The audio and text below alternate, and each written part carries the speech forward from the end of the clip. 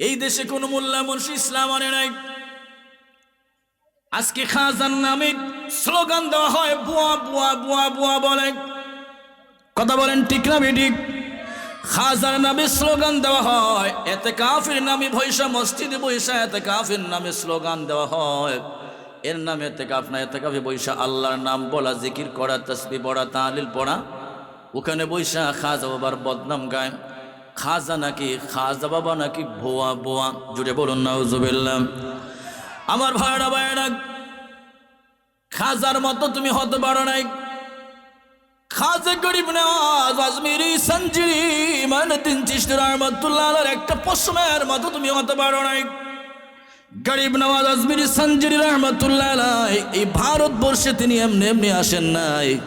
ওনার আব্বা গিয়াসউদ্দিন হাসান মারা যাওয়ার পরে উনি একটা বিশাল আঙ্গুরের মালিক ছিলেন। বাবার রেখে যাওয়া সম্পত্তি সবগুলি আল্লাহর রাস্তায় দান করে ওনার পীর মুর্শিদ খাজা ওসমান হারুনির কাছে বায়াত গ্রহণ করে 40 দিন তার মাজারের মধ্যে চিল্লা করে ফার্সিতে একটা শের লিখেছিলেন, গঞ্জে বক্সে ফয়জে আলম মাজহারে নূরে খুদা নাকিসাড়া পীরে কামেল কামেলাড়া রাহনুমা। আল্লাহু আকবার। গঞ্জে বক্সে ফয়জে আলম দুনিয়ার আলমের ফয়েজ পাওয়ার জায়গা। যারা নাকিস বান্দা আসে সেখানে কামিল হয়ে যায়, কামেলার রাহনুমা হয়ে যায়। এইভাবে তাসাউফের জগতে সময় দিতে দিতে এক পর্যায়ে তিনি গরিব নওয়াজ মাইনুদ্দিন আজমিরি সঞ্জিরি রাহমাতুল্লাহ আলাইহি মদিনাতুল মুনাওয়ারায় চলে গেলেন। সেখানে গিয়ে দিন কাটাচ্ছেন, রাত কাটাচ্ছেন। আমার নবী ডাক ধরে, গরিব নওয়াজ রে, এই জায়গায় বসে বসে ইতিকাফ করে না করে, চিল্লা না করে তুমি ভারতের সঞ্জিস্তান হিন্দুস্তানে সেখানে যাও, দ্বীনের দাওয়াত দাও। আমি রাসূলুল্লাহর রেখে যাওয়া ইসলামকে তোমরা পাহারা দাও। জুড়ে বলুন সুবহানাল্লাহ। ইয়া রাসূলুল্লাহ, কেমনে যাব কেমনে যাব? আমার নবীজি গুগল দিলেন, তাকে ম্যাপ দিলেন, এমনে যাবা এমনে যাবা, এই যাবা এই যাবা। যেমন আপনাদের এখানে আসতে গিয়ে কতবার মানুষকে জিজ্ঞেস করতে হয়েছে কেমনে যাব, কোন দিকে যাব। কেউ কয় ইটনা, কেউ কয় সিটনা, কেউ কয় সিকনা। কত নাম যে গাড়ির থেকে শুনলাম। আল্লাহ নবীজি মদিনার থেকে গরিব নওয়াজ আজমিরি সঞ্জিরি রাহমাতুল্লাহ আলাইহিকে গুগল দিয়া ম্যাপ দিলেন, যাও রে যাও, সঞ্জিস্তানে যাও, হিন্দুস্তানে যাও, সেখানে গিয়ে আমার দ্বীনের পাহারা দাও, দ্বীনের দাওয়াত দাও। খাজা গরিব নওয়াজ যেখানে আসলেন, হিন্দুস্তান বিশাল সনাতন ধর্মের মানুষ সেখানে বসবাস করে। একদিন দেখলেন বিশাল এক মাঠের মাঝে কাঠপুরার গন্ধ করে। ফজলুল হক আনোয়ার মুন্সি তারা লিখিত গরিব নওয়াজের জীবনের মধ্যে বড় চমৎকার ভাষায় লিখেছেন, গরিব নওয়াজ মাটির কুড়া দেখলেন লাকড়ি পোড়ার গন্ধ পাওয়া যায়। সামনের দিকে আগেলেন, গিয়ে দেখলেন বিশাল মানুষের সমাগম। মাঝখানে লাকড়ি বিশাল আগুন, ধাউ ধাউ করে আগুন জ্বলছে, মানুষ প্রণাম প্রণাম দিচ্ছে। গরিব নওয়াজ জিজ্ঞেস করলেন, কি রে বাবুরা, ব্যাপারে কি? তোমরা আগুনের পূজা করো, কারণটা কি? তারা ডাক দিয়ে বলল, আগুন জ্বালায়া দুনিয়া সরকার করে দিতে পারে, পরকালের জন্য আগুন আমাদেরকে না জ্বালায়, এই জন্য আমরা আগুনের পূজা করি। জুড়ে বলুন নাউজুবিল্লাহ, বড় করে বলুন নাউজুবিল্লাহ। একটু হা না সুবহানাল্লাহ আলহামদুলিল্লাহ আমার সাথে বলবেন, বললে গুনাহ হবে না। বলুন নাউজুবিল্লাহ। হুজুরে গরিব নওয়াজ মাইনুদ্দিন চিশতি রাহমাতুল্লাহ আলাইহি ডাক দিলেন, রাখ হিন্দু ধর্মের মানুষেরা কেন আগুনের পূজা করো? আগুন জ্বালায়া দিতে পারে হুজুর, এই জন্য আমরা আগুনের পূজা করি। গরিব নওয়াজ ডাক দিয়ে বলেন, না না, আগুন জ্বালাইতে পারে না, আগুন জ্বালাইবার কোনো ক্ষমতা নাই, আগুনের কোনো নিজস্ব কোনো পাওয়ার নাই, আলোক রোশনি নাই। যিনি জ্বালাইতে পারেন তিনি হচ্ছেন মহান আল্লাহ। আল্লাহু আকবার। বলে এটা কেমন কথা? বলে হ্যাঁ হ্যাঁ, আগুনের কোনো নিজস্ব কোনো পাওয়ার নাই, নিজস্ব কোনো ক্ষমতা নাই। গরিব নওয়াজ ডাক বলে, হিন্দু ধর্মের মানুষেরা আগুন জ্বালাইতে পারে না, আমি আগুনের পূজা করি না, তোমরা আগুনের পূজা করো। তোমরা যতদিন ধরে আগুনের পূজা করো, তোমরা আগুনের মধ্যে হাত দাও, দেখো আগুন তোমাদেরকে জ্বালায় কিনা। তোমরা ভাবছো পরকালে তোমাদেরকে আগুন জ্বালাইবে না, দুনিয়ায় জ্বালায় কিনা আগে একটু টেস্ট করে দেখো। তারা ডাক দিল, হুজুর এটা কেমন কথা? আগুনের খাসলতি হলো, গুণাগুণি হলো, জ্বালাইয়া দেওয়া, সরকার করে দেওয়া। গরিব নওয়াজ ডাক দিয়ে বলে, না না না না, আমি আগুনের পূজা করি না, আগুন আমারে জ্বালাইবে দূরের কথা, আমার একটা জুতাও জ্বালাইতে পারবে না। আল্লাহু আকবার। খাজা গরিব নওয়াজ মাইনুদ্দিন আজমিরি সঞ্জি রহমতুল্লাহ আলাইহি বললেন, আগুন জ্বালাইতে পারে না, জ্বালাইতে পারে একমাত্র আল্লাহ। বিলে পরীক্ষা হয়ে যাক, বিলে ঠিক আছে পরীক্ষা হোক। কেমনে পরীক্ষা হবে? বিলে আমি আগুনের মধ্যে লাভ দিব, বিলে আগুনের মধ্যে লাভ দেওয়া লাগবে না, আপনি টেস্ট করে আমাদেরকে দেখান। বলে ঠিক আছে, আগুন আমার জ্বালাইতে পারবে না, আমার একটা পশমও জ্বালাইতে পারবে না, আমার পায়ের নিচে যে জুতা থাকে খরম থাকে এইটাও জ্বালাইতে পারবে না। কয়েক মাস ধরে যেখানে আগুনের লেলিহান ধাও দাও আগুন জ্বলছিল, খাজা গরিব নওয়াজ পা মোবারক থেকে জুতাটা খুলে আস্তে করে চাললেন, সারার সাথে সাথে আগুন নিভে যায়। জোরে বলুন সুবহানাল্লাহ। হিন্দু ধর্মের মানুষের ডাক দিয়ে বলো, দরবেশ বাবা গরিব নওয়াজ কি দেখাইলা, কি দেখাইলা, আজব কাহিনী কি দেখাইলা। জীবন ভর আমরা নষ্ট করে ফেললাম, জীবন নষ্ট করে ফেললাম।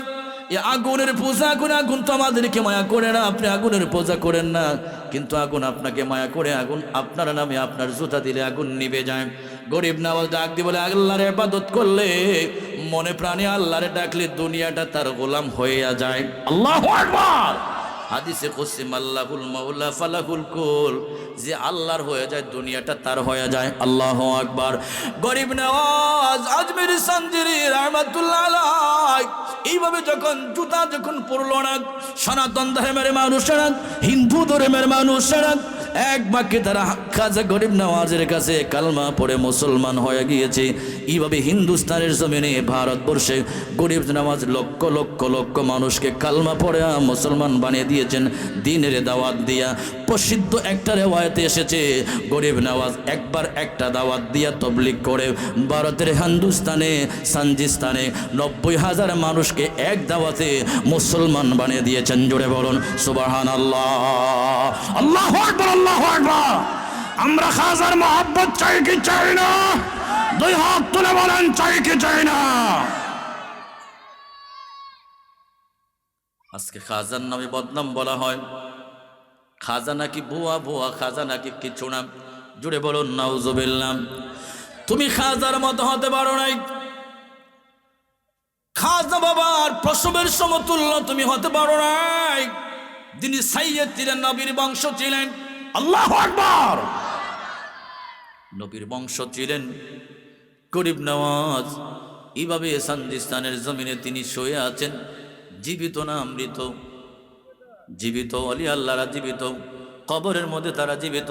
আল্লাহর কোরআন, আল্লাহ পাক বলেন, ওয়ালা তাহসাবান্নাল্লাযীনা কুতিলু ফী সাবিলিল্লাহি আমওয়াতাম বাল আহইয়াউন ইনদা রাব্বিহিম ইরযাকুন। চিৎকার করে বলুন আল্লাহু আকবার। আল্লাহ ডাক বলে, পৃথিবীর মানুষ যারা আমার রাস্তায় মরে যায়, যারা আমার রাস্তায় জীবন দেয়, নিহত হয়, তাদেরকে তোমরা মরা বলো না, মৃত বলো না। বাল আহইয়াউন ইনদা রাব্বিহিম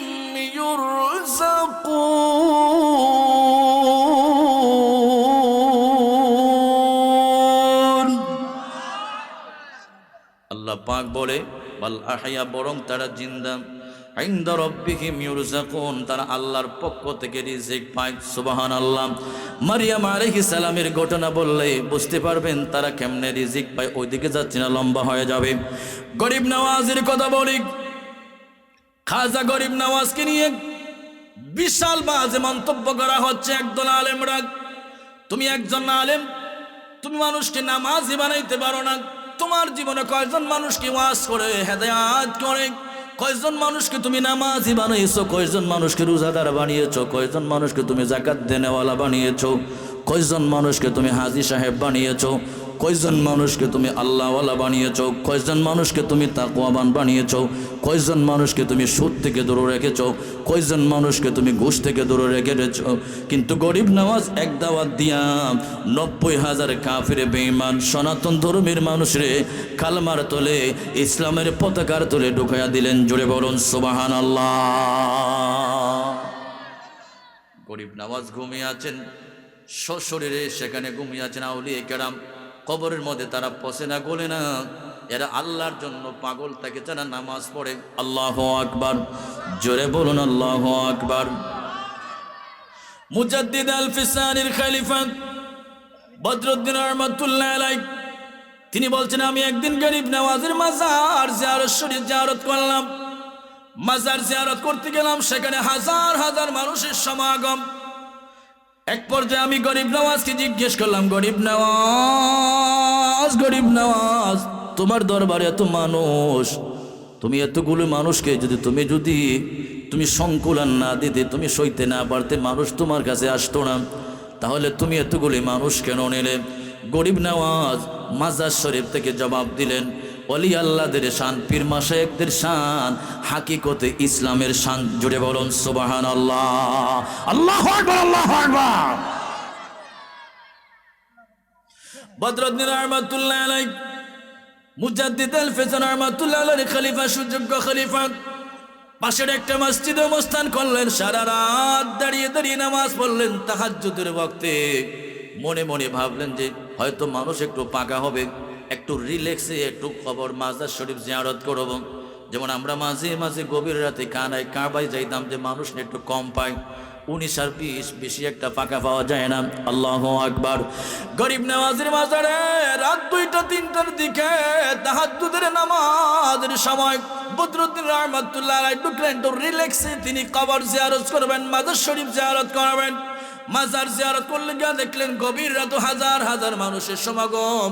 সেখানে জিজ্ঞেস করলেন, গরিব নওয়াজ, দিনের বেলায় তোমার কাছে সমাগম, সন্ধ্যার রাতেও তোমার কাছে সমাগম, গভীর রাতেও তোমার কাছে মানুষের সমাগম, ও গরিব নওয়াজ, তুমি এতগুলি মানুষের তুমি কেমনে সংকুলান দাও? এই মানুষের মাঝখান দিয়ে কেমনে তুমি আল্লাহর সাথে সম্পর্ক রাখো, একটু জানতে চাই। গরিব নওয়াজ মাজার শরীফ থেকে আওয়াজ দিলেন, বদরুদ্দিন রে বদরুদ্দিন, আল্লাহ তাআলা আমাকে তার হাবিবের মাধ্যমে এই ভারতবর্ষে কুতুবুল আকতাব বানায়া সানজিস্তানের জমিনে, ভারতবর্ষে হিন্দুস্তানের জমিনে আমাকে পাঠিয়েছে।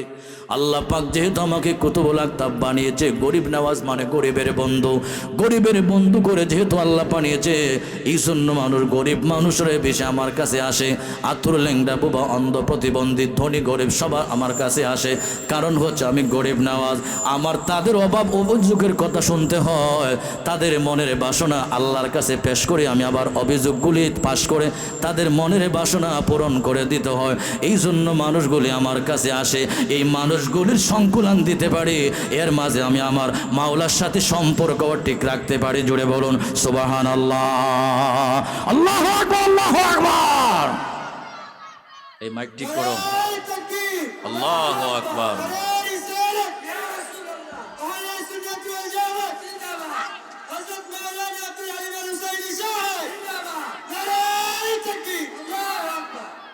মাইক ঠিক করেন, মাইক ঠিক করেন,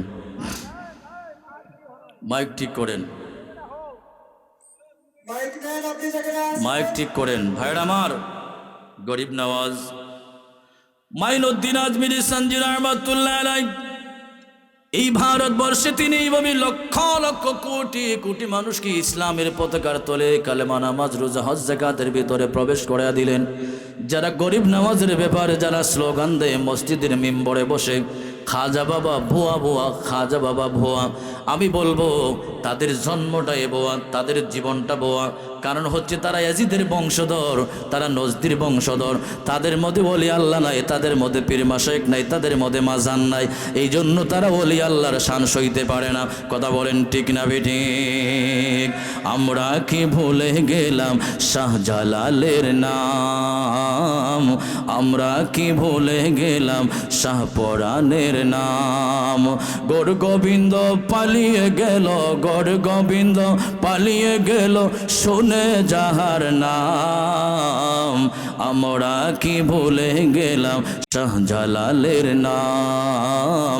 বলো, আমরা কি ভুলে গেলাম শাহজালালের নাম? যার জন্মস্থান সুদূর ইয়ামন, সিলেটেতে করেন গমন। যার জন্মস্থান সুদূর ইয়ামন, সিলেটেতে করেন গমন। সিলেটে সে প্রচার করেন মদিনার ইসলাম, সিলেটে সে প্রচার করেন মদিনার ইসলাম। আমরা কি ভুলে গেলাম শাহজালালের নাম, বলো আমরা কি ভুলে গেলাম খাজা বাবার নাম। চিৎকার করে বলো আল্লাহু আকবার। 360 বলি নিয়ে সুরমা নদী পাড়ি দিয়ে, 360 বলি নিয়ে সুরমা নদী পাড়ি দিয়ে, সাথে ছিলেন হযরতে শাহ পরাণ, সাথে ছিলেন হযরতে শাহ পরাণ। আমরা কি ভুলে গেলাম শাহজালালের নাম, আমরা কি ভুলে গেলাম খাজা বাবার নাম, আমরা কি ভুলে গেলাম বলি আল্লাহর নাম। চিৎকার করে বলুন আল্লাহু আকবার। বেলায়েতের মুকুট যিনি, বেলায়েতের শিরোমণি যিনি, হুজুরে গাউসে পাক আব্দুল কাদের জিলানী রাহমাতুল্লাহ আলাইহি। হুজুরে গাউসে পাকের একটা কথা বলে আলোচনা শেষের দিকে যাব। আমার ভাইরা, হুজুরে গাউসে পাক আব্দুল কাদের জিলানী রাহমাতুল্লাহ আলাইহি এইভাবে ওয়াজ নসিহত করছিলেন। ওলি আল্লাহরা মানুষকে হেল্প করতে পারেন, সহযোগিতা করতে পারেন। এটা আল্লাহর কোরআন, এটা আল্লাহর নবীর হাদিস। নবীজি বলছেন মিশকাত শরীফের হাদিস, আয়ুনি ইয়া ইবাদাল্লাহ, উম্মত তুমি যখন বিপদে পড়ে যাবে স্থলভাগে জলভাগে, তখন বলবে আয়ুনি ইয়া ইবাদাল্লাহ, হে আল্লাহর ওলিয়া, হে আল্লাহর ওলির ব্যাখ্যা হলো, হ্যাঁ আল্লাহর বান্দার ব্যাখ্যা হলো, হ্যাঁ আল্লাহর ওলিরা, আল্লাহর দেওয়া ক্ষমতা দিয়ে তোমরা আমাদেরকে সাহায্য করো। জুড়ে বলুন সুবহানাল্লাহ। হুজুরে গাউসে পাক আব্দুল কাদের জিলানী রাহমাতুল্লাহ আলাইহি ওয়াজ নসিহত করছিলেন। হুজুরের সামনে একজন দরবেশ মানুষ বৈশা বৈশা ওয়াজ শুনছিল। হাজার হাজার মানুষ, এর সামনে একজন দরবেশ মানুষ যার নাম হলো আবুল মুআল্লামক দরবেশ। আবুল মুআল্লামক দরবেশ হুজুরের সামনে বসে বসে একবারে কাছে বসে ওয়াজ শুনছিল। কিছুক্ষণ যাওয়ার পরে তার ইস্তেঞ্জার হাজত হলো, ইশারা দিল যে প্রস্রাব টয়লেটের দরকার। মাদ্রাসার ছাত্র যারা এরা এটা বুঝবে, 1 মানে প্রস্রাব, 2 মানে টয়লেট, এরপরে 3 মানে ওজুনি, এইরকম এরা কিন্তু বোঝে। হুজুরে গাউসে পাক আব্দুল কাদের জিলানী রাহমাতুল্লাহ আলাইহির সামনে আবুল মুআল্লাম এক দরবেশ ইশারা দিলেন তার ইস্তেঞ্জামে হাজত হয়, ইস্তেঞ্জামে হাজত হয়, ইস্তেঞ্জার প্রয়োজন, প্রস্রাব টয়লেটের প্রয়োজন। হুজুরে গাউসে পাক আব্দুল কাদের জিলানী রাহমাতুল্লাহ আলাইহি মিম্বর শরীফ থেকে নেমে যাচ্ছিলেন। আপনাদের কষ্ট হচ্ছে, খারাপ লাগতেছে আমার ভাইয়েরা? হুজুরে গাউসে পাক আব্দুল কাদের জিলানী মিম্বর শরীফ থেকে নেমে যাচ্ছিলেন, ওয়াজ বন্ধ করে দিলেন। আবুল মুআল্লাম দরবেশ বলে, পৃথিবীর মানুষ, হুজুরে গাউসে পাক আব্দুল কাদের জিলানী রাহমাতুল্লাহ আলাইহি ওয়াজ বন্ধ করে দিলেন। কিন্তু হুজুরের কণ্ঠে আরেকজন ওয়াজ শুরু করে দিল। হুজুরের মতো আরেকজন স্টেজের বসে বসে বসে ওয়াজ করছিল। কিন্তু আবুল মুআল্লাম দরবেশ বলে, হুজুর গাউসে পাক আমার কাছে এসে রুমাল দিয়া, আস্তিন মোবারক দিয়া আমার মাথাটা একটু ডাইকা দিলেন, গইরা দিলেন। যখন ডাইকা দিলেন, গইরা দিলেন, আমি কত হাজার মাইল, কত শত মাইল কোথায় যে চলে গেলাম আমি বলতে পারি না। আল্লাহু আকবার, বড় করে বলুন আল্লাহু আকবার। আবুল মুআল্লাম দরবেশ ডাক বলে, পৃথিবীর মানুষ, হুজুরে গাউসে পাক আব্দুল কাদের জিলানী কারামত দিলেন আমারে, আমার মাথার মধ্যে রুমাল দিয়ে বেষ্টন দিলেন, চোখ বন্ধ করলাম, কত হাজার মাইল, কত শত মাইল দূরে চলে গেলাম, সেটা আমি বুঝতে পারি না। আমি দেখলাম বিশাল বড় একটা মাঠ দেখা যায়, বিশাল বড় একটা নদী দেখা যায়, সেখানে পর্দা করে ইস্তেঞ্জার হাজত সারলাম, নদীতে পবিত্র হলাম, ওযু করলাম, 2 রাকাত নামাজ পড়লাম, মাঠে দোয়া করলাম, বিরহমাতিকা ইয়া আরহামার রাহিমিন। আমি দোয়া করার সাথে সাথে দেখি আবার হুজুরে গাউসে পাকের সামনে মাহফিলে বৈশা বৈশা ওয়াজ শুনে। জুড়ে বলুন সুবহানাল্লাহ। আমার ভাইয়েরা, নাফহাতুল উনস নামক কিতাবের মধ্যে বড় চমৎকার ভাষায় কথাগুলি লিখেছেন। আবুল মুআল্লাম দরবেশ ওনার হাতে চাবির ঝুমকা ছিল, চাবির তোড়া ছিল, গাছের ডালের মধ্যে রেখে দিয়েছিলেন। ভুলক্রমে তিনি চাবির তোড়া আনতে পারেন নাই, কিন্তু মাহফিলে বসে বসে ওয়াজ শুনছেন। বাগদাদ শরীফ থেকে কিছুদিন পরে তিনি সফরে বের হলেন, ভ্রমণে বের হওয়ার পরে তিনি দেখতে পারলেন 14 দিন সফর করার পরে গিয়া দেখলেন যে তার চাবির ঝুমকাটা গাছের ডালের মধ্যে লটকে আছে।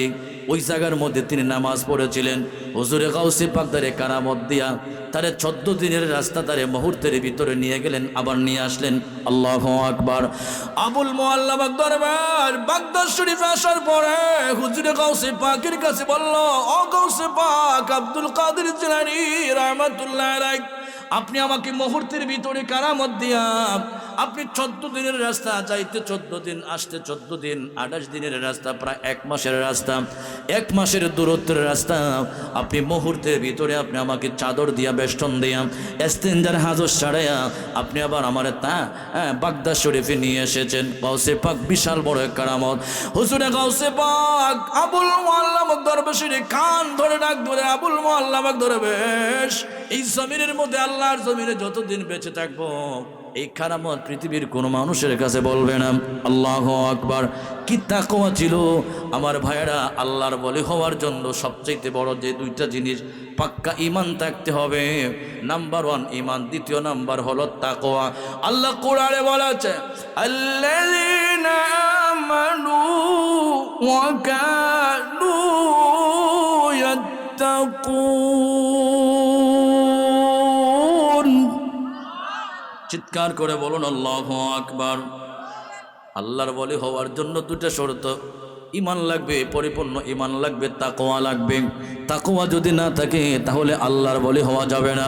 কেউ যদি চিন্তাবে করে সাধনা করে আগুনের মধ্যে পানি ধরা দেয়, পানির মধ্যে আগুন দেখাইয়া দেয়, এমন দেখাইলেই আল্লাহর ওলি বলা যাবে না। কথা বলেন ঠিক না ঠিক?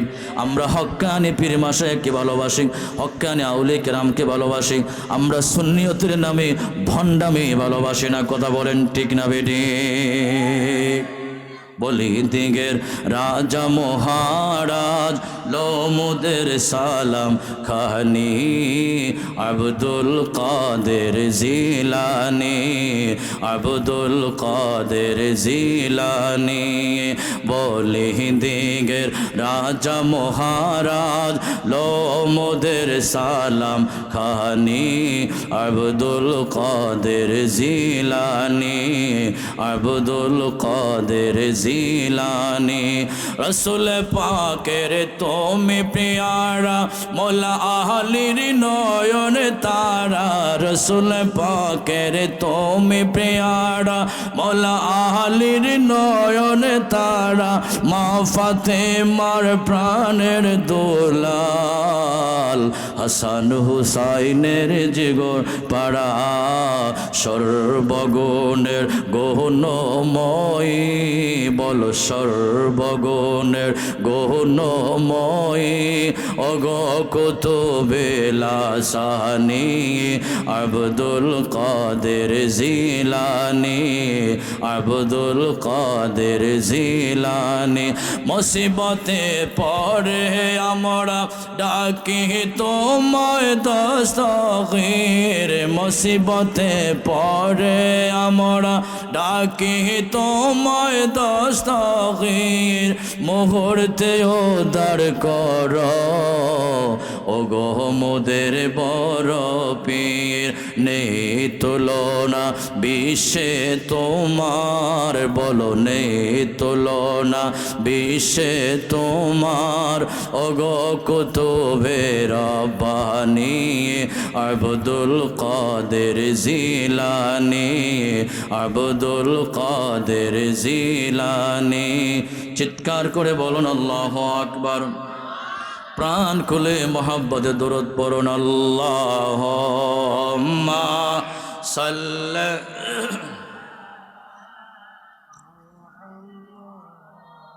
ওয়া আলা আলি সাইয়্যিদিনা মুহাম্মদ ওয়া আলা আলি।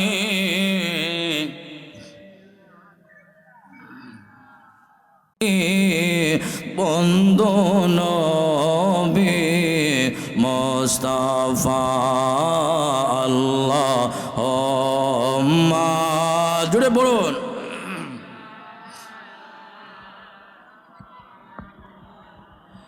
ওয়ালা আলি সাইয়্যিদিনা মুহাম্মদ ওয়ালা আলি সাইয়্যিদিনা। আমার ভাইরা, আউলি কিরাম আল্লাহর কাছে দোয়া করলে কবুল হয় যায়, নিঃসন্দেহে কবুল হয়। আল্লাহ পাককে তারা রিজার্ভ করে ফেলেছে আমার নবীর প্রেমে, আমার নবীর মহাব্বতে। ওয়াইস আল কারনী একটা নয় দুইটা নয় 32টা দাঁত ভেঙে দিয়েছিল। একটা দাঁত ভাঙ্গা কবিরা গুনাহ, শরীরের যে কোনো একটা অঙ্গ প্রত্যঙ্গ কেটে দেওয়া, নষ্ট করা কবিরা গুনাহ। কিন্তু ওয়াইস আল কারনী আমার নবীর মহাব্বতে একটা নয় দুইটা নয় 32টা দাঁত ভেঙে দিয়েছিল। আল্লাহু আকবার। 32টা দাঁত ভাঙ্গার কারণটা কি? উহুদের ময়দানে নবীজির এই দাঁত ভাঙছে না, এইটা ভাঙছে না, এইটা ভাঙছে না, এইটা ভাঙছে, নিচেরটা ভাঙেছে না উপরেরটা ভাঙছে, কোনটা ভাঙছে এরকম সন্দেহ করে করে 32টা দাঁত নবীর মহব্বতে ভেঙে দিলেন। আল্লাহু আকবার। নবীর বড় আশেক ছিলেন, নবীর বড় পাগল ছিলেন। আমার নবীর কাছে ওয়াইস আল কারনী নবীর যুগে থাকা সত্ত্বেও তিনি সাহাবী হতে পারলেন না। এর একটা মাত্র কারণ হলো ওনার একজন মা ছিল, অন্ধ মা ছিল, বৃদ্ধ মা ছিল। বৃদ্ধ মায়ের খেদমত করতে গিয়ে রাসূলুল্লাহর দরবারে বেশি আসতে পারেন না। একদিন মার কাছ থেকে অনুমতি নিয়ে নবীজির দরবারে আসলেন। আমার নবী ডাকলেন, আয়েশা রে আয়েশা, আমার একটা পাগল মদিনায় আসতেছি। এই পাগলটা যদি আসে একটু বলবা আমি বাড়িতে নাই, যেন মার খেদমতে তাড়াহুড়া করে চলে যায়, যেন আমার দরবারে বেশিক্ষণ না সময় কাটায়, তার অন্ধ মায়ের যেন খেদমত করে। চিৎকার করে বলুন আল্লাহু আকবার। আমার ভাইয়েরা, মেহমান আসলে মেহমানকে আমার নবী বসতে দিতেন। হাদিস শরীফে আছে আমার নবী বসতে দিতেন। মেহমানকে বাড়ির সামন থেকে গিয়ে আগায়া আনতেন। মেহমান যখন চলে যাবেন নবীজি আবার সামনের দিকে নিয়ে আগায় দিয়ে আসতেন। এটা সুন্নত। একজন আলেম হোক, যে বা জেনারেল মানুষ হোক, যেই বা যারা হোক, মেহমানকে বাড়ির সামন থেকে গিয়া রিসিভ করে আগায় আনা, এটা আমার নবীর সুন্নত। আবার মেহমানকে খানাফিনা করিয়া তার ইজ্জত সম্মান দিয়া আবার তারে আগায়া দেওয়া, এটা আমার নবীর সুন্নত, এটা আমার নবী করতেন। আম্মা জানা এসে ডাক দি বলে, ইয়া রাসূলুল্লাহ, ইয়া হাবিবাল্লাহ, নবীজি গো, সব সময় মেহমানকে আপনি আগায় আসেন, আবার মেহমানকে মেহমানদারি করে আবার নিয়ে দিয়ে আসেন। কিন্তু আজকে এমন একজন মেহমান আসতেছে যিনি আপনার পাগল, আপনার আশেক, কিন্তু আপনি বলেন তাকে আপনার দরবারে না বসার জন্য, যেন তাড়াতাড়ি বাড়িতে চলে যায়। এটা কেমন কথা? আয়েশা রে, তুমি জানো না এটা আমার পাগল, এটা আমার আশক, যদি আমার এক নজর দেখে ফেলায় আমার দরবার ছাড়বে না, মার কথা বইলা যাইবে, এই জন্য তারা আমি বসতে দিলাম না। চিৎকার করে বলুন আল্লাহু আকবার। আল্লাহর প্রিয় নবী, দু জাহানের বাদশা নবী, মদিনার নবী মুহাম্মাদুর রাসূলুল্লাহ সাল্লাল্লাহু আলাইহি ওয়াসাল্লাম, আমার নবীর ওয়াফাত শরীফের আগে আমার নবী ওয়াসিয়ত করলেন, আবু বকর, ওমর, উসমান, আলী, এই যে আমার গায়ের জুব্বাটা, এই জুব্বাটা তোমরা ওয়াইস আল কারনী, ইয়ামন শহরের, করণ শহরের ওয়াইস আল কারনী নামে একটা যুবক থাকবে, তার হাতের মধ্যে এই এমন এমন আলামত থাকবে, আমার জুব্বাটা তারে তোমরা উপহার দিবা। আল্লাহু আকবার। হযরতে ওমর, হযরতে আলী রাদিয়াল্লাহু তাআলা আনহুমা, এই দুইজনের আমলে তারা দুইজন যাচ্ছিলেন ইয়ামন শহরে। ইয়ামন শহরে গিয়ে ডাক বললেন, ইয়ামনবাসীরা, ওয়াইস আল কারনী নামে কোনো যুবককে তোমরা চিনতে পারো কিনা? বলে না না, কোনো চিনে না, তবে এক দিওয়ানা শহর থেকে এই আরফা নামক একটা উপত্যকা আছে, সেখানে একটা যুবক উট চড়ায়, মানুষকে যদি দেখে হাসে তাহলে সে কাঁদে, যদি মানুষকে দেখে কাঁদে তাহলে সে হাসে। একটা যুবক সেখানে দেখছি ফানাফিল্লা জগৎ অবস্থান করে। আল্লাহু আকবার। হযরত আলী, হযরত ওমর রাদিয়াল্লাহু তাআলা আনহুমা, এই দুইজন সাহাবী সামনে গেলেন, গিয়া দেখলেন ওয়াইস আল কারনী দাঁড়ায়া দাঁড়ায়া নামাজ পড়ে, তার উটগুলি রহমতের ফেরেশতারা পাহারা দিচ্ছে। আল্লাহু আকবার। যুবকটা দাঁড়িয়ে দাঁড়িয়ে নামাজ পড়ে, যুবকটা দাঁড়িয়ে দাঁড়িয়ে নামাজ পড়ে। তার উটগুলি রহমতের ফেরেশতারা, নূরের ফেরেশতারা পাহারা দিচ্ছেন। নামাজ সমাপ্ত হলো। আসসালামু আলাইকুম ওয়া রাহমাতুল্লাহ, আসসালামু আলাইকুম ওয়া রাহমাতুল্লাহ। হযরত ওমর ডাকতে বললেন, মা ইসমুকা, তোমার নাম কি? তিনি বললেন, আনা আব্দুল্লাহ, আমি হচ্ছে আব্দুল্লাহ। বললেন, না না আব্দুল্লাহ, তুমিও আব্দুল্লাহ, আমিও আব্দুল্লাহ, আল্লাহর বান্দা। আব্দুল্লাহ মানে আল্লাহর বান্দা। আরে আব্দুল্লাহ, তুমি আল্লাহর বান্দা, আমি ওমর আল্লাহর বান্দা, আলী আল্লাহর বান্দা। তুমি কোন নামে ভাইরাল, কোন নামে পরিচিত, তোমার নামটা একটু জানতে চাই। বিলে আমি হচ্ছি ওয়াইস আল কারনি। আল্লাহু আকবার। বিলে হ্যাঁ হ্যাঁ, তোমারে খুঁজছিলাম, তোমার ডান হাতটা একটু দাও। ডান হাতটা দেওয়ার পরে হযরত ওমর চোখের পানি জোর জোর করে খেতে ফেললেন, আর তার হাতের মধ্যে চুমু খাইলেন। এ ওমর, ওমর, ওমর, আমার হাতের মধ্যে চুমা খাও কেন? আল্লাহর নবী, আল্লাহ নবীজি, তোমার হাতের মধ্যে যে আলামতগুলি বলা গেছেন, সব আলামত তোমার হাতের মধ্যে পেয়েছি। তুমি দামি মানুষ, তুমি রাসূলুল্লাহর বড় একজন পাগল মানুষ, রাসূলুল্লাহর বড় একজন আশেক মানুষ। আল্লাহর নবী তোমাকে সালাম দিয়েছেন, তার গায়ের জুব্বা মোবারক তোমার উপহার দিয়েছেন, আর বলেছেন তার উম্মতের জন্য তুমি একটু দোয়া করতে। জুড়ে বলুন সুবহানাল্লাহ। ওয়াইস আল কারনি বলে, ওমর, তুমি লোক চিনতে মনে হয় ভুল করছো, আমি না, অন্য কোনো কেউ হতে পারে, অন্য কোনো ওয়াইস আল কারনি হতে পারে। বললেন, না না, শুধু নাম বলেন নাই, আলামত বলে গিয়েছেন, আমি আলামতগুলি সব তোমার মাঝে পেয়েছি। এ ওমর, উমর, উমর বলো। বলে, নাও নাও, তোমার নবীজি জুব্বা দিয়েছেন, সালাম দিয়েছেন, আর নবীজির উম্মতের জন্য দোয়া করার জন্য বলেছেন। হযরত ওয়াইস আল কারনি বলেন, ঠিক আছে, দোয়া করার জন্য। আপনারা দামি মানুষ, আপনারা নবীজির সাহাবী, আপনারা ইসলামের খলিফা, আপনারা আশারায়ে মুবাশশারার অন্যতম সাহাবী, আপনাদের দোয়া আল্লাহর কাছে কবুল হবে। হযরত ওমর ডাক বলে, আল্লাহর নবীর ওসিয়ত পূর্ণ করতে হবে, আপনি আল্লাহর কাছে দোয়া করুন। হযরত ওয়াইস আল কারনি রাহমাতুল্লাহ আলাইহি তিনি আরাফা নামক উপত্যকায় গিয়ে সিজদার মধ্যে পড়ে পড়ে আল্লাহর জন্য কাঁদতেন, নবীর উম্মতের জন্য কাঁদতে শুরু করে দিলেন। আল্লাহর কাছে প্রেমের আলাপ শুরু হয়ে গেল। আল্লাহ, তোমার নবী আমাকে সালাম দিয়েছেন, তোমার নবী আমাকে জুব্বা মোবারক উপহার দিয়েছেন। আল্লাহ, তোমার নবীর উম্মতকে যতক্ষণ ক্ষমা না করবে, আমি তোমার নবীর দেওয়া জুব্বা মোবারক আমার গায়ে লাগাবো না। আল্লাহ ডাক দিয়ে বলে, ওয়াইস আল কারনি রে, পাগলামি করিস না, জুব্বা গায়ে লাগা, আমার নবী তোর সালাম দিয়েছে, তোর জুব্বা দিয়েছে। যা যা আমার হাবিবের উম্মতরে, কিছু উম্মতরে তোর দোয়ার মাফ করে দিলাম না গো আল্লাহ, না না, সমস্ত উম্মতের জীবনের গুনাহগুলি মাফ করে দাও। আল্লাহ পাক বলে, ওয়াইস আল কারনি, আমার হাবিবের 1000 উম্মতরে জাহান্নামের আগুন থেকে মাফ করে দিলাম। এইভাবে আল্লাহর কাছে নবীর উম্মতের গুনাহগুলি মাফ করাচ্ছিলেন। হযরত আলী, হযরত ওমর ঠিক ততক্ষণ সামনে গিয়ে হাজির হলে ওয়াইস আল কারনি ডাক বলে, আপনারা কেন আসেন? প্রেমের আলাপ আল্লাহর সাথে শুরু হয়েছিল, যতক্ষণ পর্যন্ত আমার নবীর উম্মতরে আল্লাহর কাছে জনমের মতো আমি গুনাহগুলি মাফ না করাইতাম, ততক্ষণ পর্যন্ত নবীর দেওয়া জুব্বা আমার গায়ের মধ্যে লাগাইতাম না। জুড়ে বলুন সুবহানাল্লাহ। আল্লাহু আকবার, আল্লাহু আকবার। আমি যাহার প্রেমে আমি যাহার প্রেমে পড়ে হলাম দিওয়ানা, অনেক দূরে তাহার বাড়ি সোনার মদিনা, অনেক দূরে তাহার বাড়ি সোনার মদিনা। নবীর প্রেমে ওয়াজ করনি, দান দান শহীদ করলেন জানি, নবীর প্রেমে ওয়াজ করনি, দান দান শহীদ করলেন জানি, তাই তো নবীর জুব্বা পাইলা হইলা দিওয়ানা, তাই তো নবীর জুব্বা পাইলা হইলা দিওয়ানা।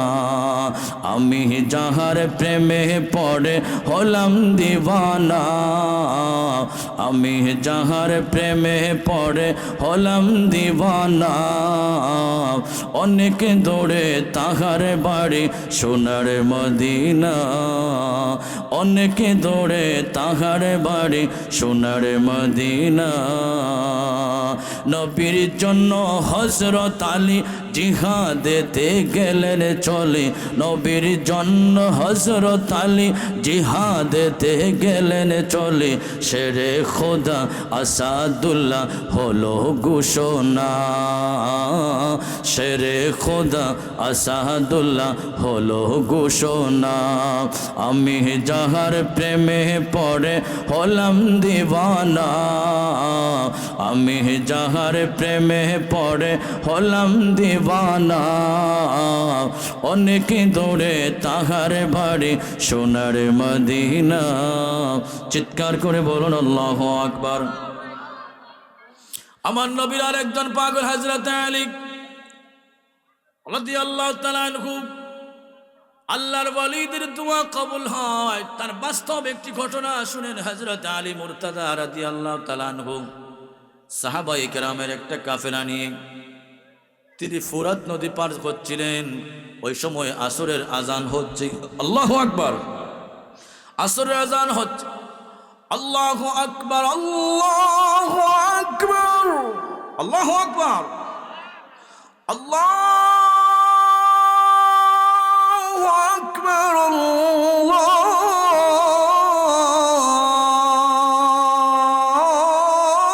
আল্লাহু আকবার এটা মিশরীয় কারি আব্দুল বাসিতের কণ্ঠের একটা আজান আসরের আজান হচ্ছিল হযরত আলী রাদিয়াল্লাহু তাআলা আনহু সাহাবায়ে কেরামের কাফেলা নিয়ে ফোরাত নদী পার হচ্ছিলেন সাহাবীদের মনে মনে তামান্না ছিল যে আসরের নামাজটা আমরা একটু আদায় করে নেই হযরত আলী তিনি ভাবলেন যে সূর্য ডুবে যাবে বেশি সময় লাগবে না সূর্য ডুববে না নদীটা একটু পার হয়ে নেই হযরত আলী মনে মনে ভাবছেন যে সূর্য ডোবার আগেই আমরা নদী পার হয়ে যাব না নদী পার হয়ে নামাজ আদায় করব কিন্তু দেখা গেল ফুরাত নদী পার হতে একটু সময় লেগে গেল সূর্য ডুবে গেল সাহাবায়ে কেরাম রিদওয়ানুল্লাহি আজমাইন কাফেলার কয়েকজন তারা সমালোচনা করতে লাগলেন আলীর কারণে নামাজটা কাজা হয়ে গেল হযরত আলী মুর্তজার কানের মধ্যে এই আওয়াজ পৌঁছলো এই আওয়াজ পৌঁছার সাথে সাথে হযরত আলী বললেন আল্লাহ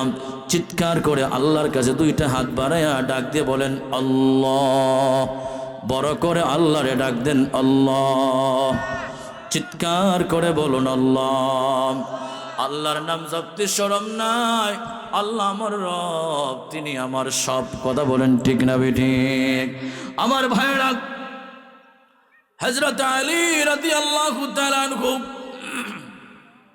আল্লাহর কাছে মুনাজাত করে আল্লাহ সাহাবায়ে কেরাম রিদওয়ানুল্লাহি আজমাইন তারা নামাজ পড়েন না আসরের নামাজ কাজা হয়ে গেল আল্লাহ আমার জন্য তোমার হাবিবের উসিলায় তুমি আসরের সূর্যটা একটু উঠাইয়া দাও আমার ভাইরা বিষয়ভিত্তিক কারামতে আউলে উসমান গনি সাহেব বড় চমৎকার ভাষায় কথাগুলি লিখেছেন আল্লাহর হাবিব সাল্লাল্লাহু আলাইহি সাল্লামের উসিলা নিয়ে যখন শুরু করলেন মহান আল্লাহ রব্বুল আলামিন আসরের সূর্যটা উঠাইয়া দিলেন আসরের সূর্য উঠে দেওয়ার সাথে সাথে সাহাবায়ে কেরাম নামাজ আদায় করলেন নামাজ আদায় করার সাথে সাথে সূর্য যখন আবার ডুবে গেল বিশাল একটা আওয়াজ হলো বিকট একটা আওয়াজ হলো সাহাবায়ে কেরাম আস্তাগফিরুল্লাহ সুবহানাল্লাহ পড়তে লাগলেন আল্লাহর ওলিদের খাতিরে দোয়া কবুল হয় তাতে কোনো সন্দেহ নাই জোরে বলুন সুবহানাল্লাহ আল্লাহু আকবার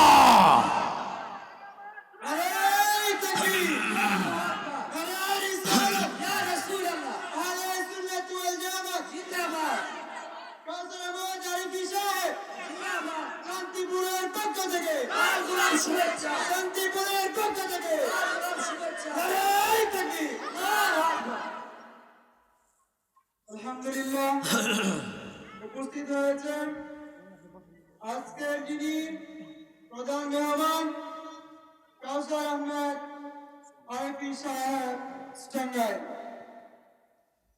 আলহামদুলিল্লাহ 11:54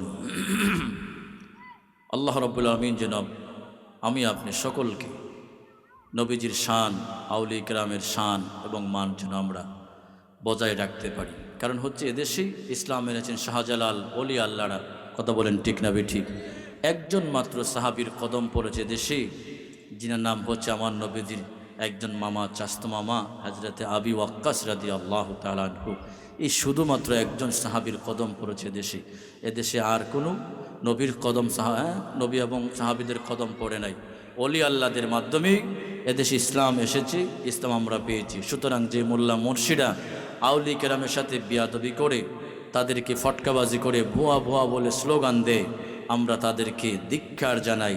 এরা হচ্ছে অলি আল্লাহদের দুশ্মন, এরা হচ্ছে নবী রসুলদের দুশ্মন। কথা বলেন ঠিক না বেঠিক? কথা বলেন ঠিক না বেঠিক?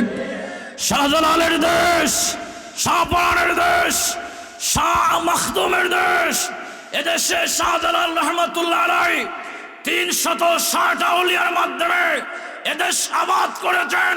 কুলু মোল্লা মুন্সির মাধ্যমে এদেশ আবাদ হয় নাই, ইসলাম প্রচার হয় নাই। মসজিদের মিম্বরে যারা দাঁড়িয়ে দাঁড়িয়ে বসে বসে খাজোবান নামে বুয়া বুয়া বুয়া স্লোগান দেয়, এদের জন্মের মধ্যে ভেজাল আছে। কথা বলেন ঠিক না বেঠিক? নারায়ে তাকবীর, আল্লাহু আকবার। নারায়ে রিসালাত, ইয়া রাসূলুল্লাহ, ওলিয়া আউলিয়া দুশমনেরা, ওলিয়া আউলিয়া দুশমনেরা, হুশিয়ার সাবধান, নারায়ে তাকবীর। যারা রাসূলুল্লাহর সাথে বিয়াদবি করে, বারবার আল্লাহর নবীর সাথে বিয়াদবি করেছে, কাউবয় বলে, গুরু রাখাল বলে, নবীজিকে সিক্স প্যাক বলে, নিরক্ষর বলে। আল্লাহর নবী লিখতে জানতেন না, পড়তে জানতেন না। আল্লাহর নবীর পশমের সমতুল্য ইলম তুমি অর্জন করতে পারো নাই। তুমি যা ডিগ্রি অর্জন করেছো, তোমার চাইতে ডিগ্রি বেশি শয়তানের ছিল। তোমার ডিগ্রির মধ্যে আমরা তুতু নিক্ষেপ করি। কথা বলেন ঠিক না বেঠিক? এমন ডিগ্রির কোনো প্রয়োজন নাই যে ডিগ্রির মাঝে রসুলুল্লাহর মহাব্বত নাই। এমন এলেমের কোনো দাম নাই যে এলেমের মাঝে আল্লাহ এবং রসুলের, আল্লাহ এবং রসুল আউলি কিরামের সম্মান নাই, ইজ্জত নাই। এমন এলেমের কোনো দাম নাই। কথা বলেন ঠিক না বেঠিক? আমরা হক্কানি পীর মাশায়েখকে ভালোবাসি, আউলি কিরামকে ভালোবাসি, আল্লাহর রসুলকে আমরা ভালোবাসি। এটি আমাদের পুঁজি। কথা বলেন ঠিক না বেঠিক? অসমাপ্ত আলোচনা এখানেই রেখে দিলাম। আজকে ঠান্ডায় আক্রান্ত, কণ্ঠ শুরুর থেকে ডিস্টার্ব করেছে। তারপরে যতটুকু কথাবার্তা বলেছি আল্লাহ তাআলা যেন ভুল বিয়াদে মাফ করে তার হাবিব রসুলাই আল্লাহ যেন কবুল করেন।